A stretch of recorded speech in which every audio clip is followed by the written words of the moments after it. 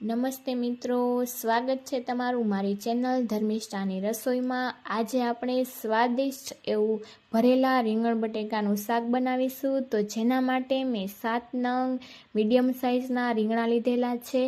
તેને આપણે ઉપરનો ડંઠલનો ભાગ છે અડધો તે આપણે કટ કરી લઈશું અને નીચેનો સાઈડનો આ પાંદડા જેવો ભાગ છે તેને પણ આ રીતે આપણે કટ કરી અને અલગ કરી લેશું। તો તમે આ રીતના મીડિયમ સાઇઝના રીંગણા તમારા ઘરના સભ્યો પ્રમાણે વધુ ઓછા લઈ શકો છો। હવે આપણે તેને આ રીતે બધો જ ભાગ કટ કરી અને બધા રીંગણાને આપણે પાણીમાં ઉમેરતા જઈશું જેથી આપણા રીંગણા અને બટેકા કાળા ન પડે।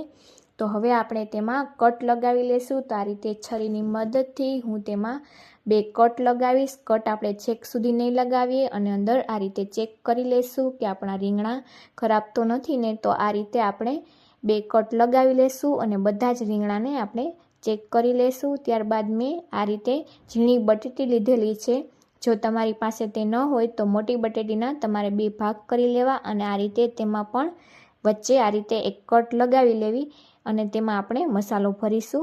તો આ રીતે હું મોટી જેટલી બટેટી છે તેની કટ લગાવીશ અને નાની બટેટીને એમનેમ જ ઉમેરી દઈશું। તો હવે આપણે મસાલો કરવા માટે ચણાનો લોટ લીધેલો છે।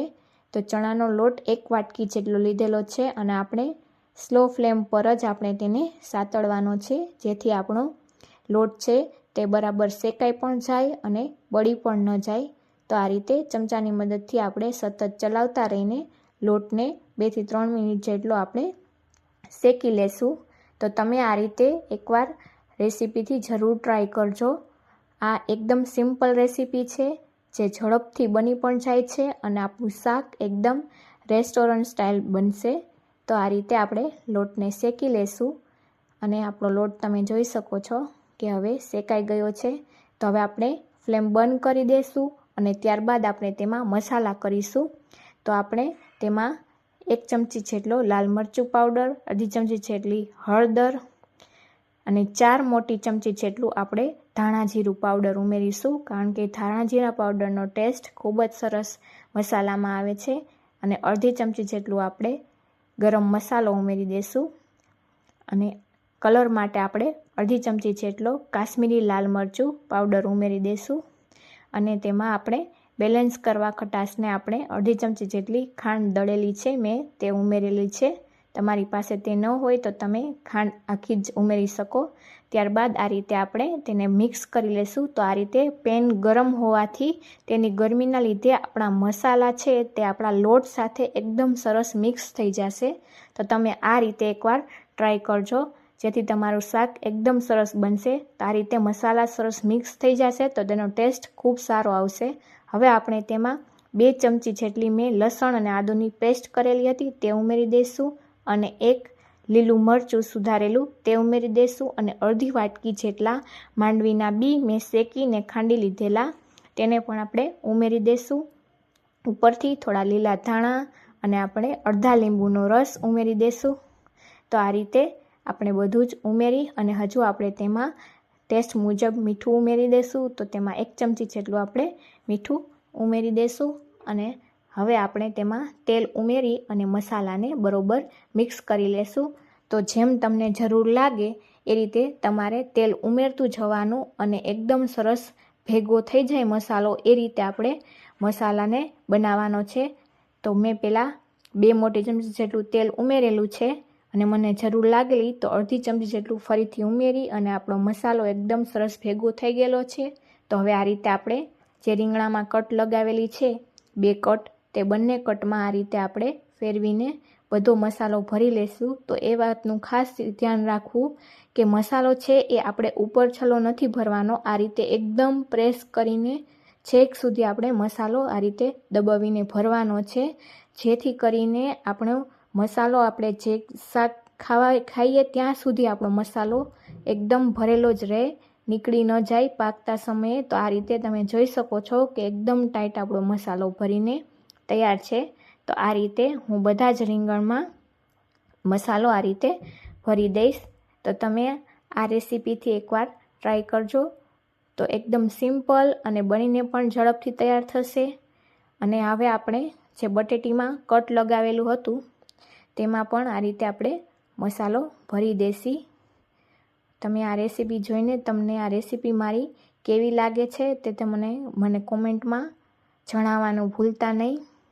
અને તમારે હવે નેક્સ્ટ કઈ રેસીપી જોવી છે તે પણ મને જરૂરથી કહેજો. તો હવે આપણે બધા જ રીંગણા અને બટેકા ભરાઈ ગયા છે અને વધેલો મસાલો આપણે શાકમાં ઉમેરી દઈશું.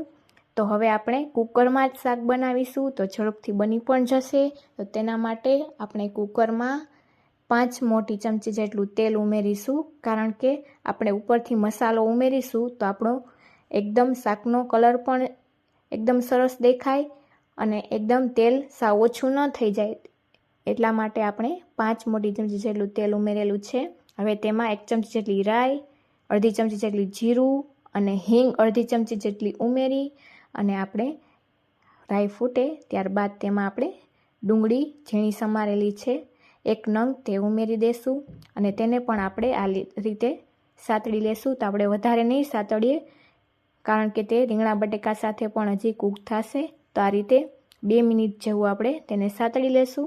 ત્યારબાદ મેં એક મોટું 1 નંગ ટમેટું સુધારેલું છે તેને આપણે ઉમેરી અને તેને પણ આ રીતે તેલમાં બરોબર મિક્સ કરી લેશું. તો આપણું ટમેટું અને ડુંગળી આ રીતે 2 મિનિટ જેવું સતળાઈ જાય ત્યારબાદ આપણે તેમાં મસાલા કરી લેશું. તો આપણે ગ્રેવીના માપથી જ મસાલા કરવાના છે. તો તેના માટે મેં 1 ચમચી જેટલું કાશ્મીરી લાલ મરચું અને 1 ચમચી જેટલું મીઠું ઉમેરેલું છે અને તેને પણ આ રીતે આપણે ચલાવી અને મિક્સ કરી લેશું. ત્યારબાદ આપણે જે ભરેલા રીંગણા અને બટેટા રાખેલા હતા તે આપણે આ રીતે બધા જ ફેલાવી દેશું. તો હળવા હાથે આપણે આ રીતે મિક્સ કરી દેશું અને ગેસની ફ્લેમ આપણે સ્લો જ રાખવાની છે. સ્લો ટુ મીડિયમ ગેસની ફ્લેમ પર જ આપણે કૂક કરીશું, જેથી કરીને આપણા રીંગણા અને બટેટા બંને સરસ કૂક પણ થઈ જાય અને નીચે આપણી જે ગ્રેવી છે તે નીચે બેસી ન જાય. તો હવે આપણે ચમચાની મદદથી આ રીતે હળવા હાથે ગ્રેવી અને આપણા રીંગણા બટેકાને આ રીતે મિક્સ કરી લેશું અને ત્યારબાદ આપણે રસો કરવા માટે તેમાં પાણી ઉમેરીશું. તો આ રીતે રીંગણા અને બટેટા ડૂબે એટલું આપણે તેમાં પાણી ઉમેરેલું છે. તો અડધો ગ્લાસ જેટલું મેં પાણી ઉમેરેલું છે. હવે આપણે જે મસાલો હતો વધેલો તેમાંથી હું થોડો મસાલો ઉમેરી દઈશ. તો આ રીતે તમે મસાલો ઉમેરી અને ફરીથી આપણે તેને ઢાંકણ ઢાંકી દઈશું અને તેની આપણે 1 વિસલ કરી લેશું. તો આ રીતે આપણે મીડિયમ ગેસની ફ્લેમ પર તેની 1 વિસલ કરી લેશું અને પછી આપણે જ્યારે ઠરે કુકર ત્યારે આપણે તેમાંથી ચેક કરી લેશું કે આપણું શાક બરાબર થઈ ગયું છે. તો તમે જોઈ શકો છો કે આપણું શાક બરાબર થઈ ગયું છે. આપણા રીંગણા અને બટેકા તમે જોઈ શકો છો બરાબર થઈ ગયા છે કૂક. જો તમને જરૂર લાગે કે હજુ આપણા રીંગણા અને બટેકા કાચા છે તો તમારે હજુ 2 વિસલ કરી લેવી. તો આપણે હવે સર્વિંગ પ્લેટમાં તેને લઈ લેશું.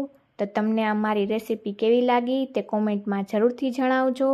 અને જો તમને મારા વિડીયો ગમતા હોય તો મારા વિડીયોને લાઈક કરજો, વધુને વધુ શેર કરજો અને મારી ચેનલને સબસ્ક્રાઈબ કરવાનું ભૂલતા નહીં, જેથી તમને અવનવી રેસીપીઓ મળતી રહે. અને તમારે હવે કઈ રેસીપી જોવી છે તે પણ મને કોમેન્ટમાં જરૂરથી કહેજો. Thank you.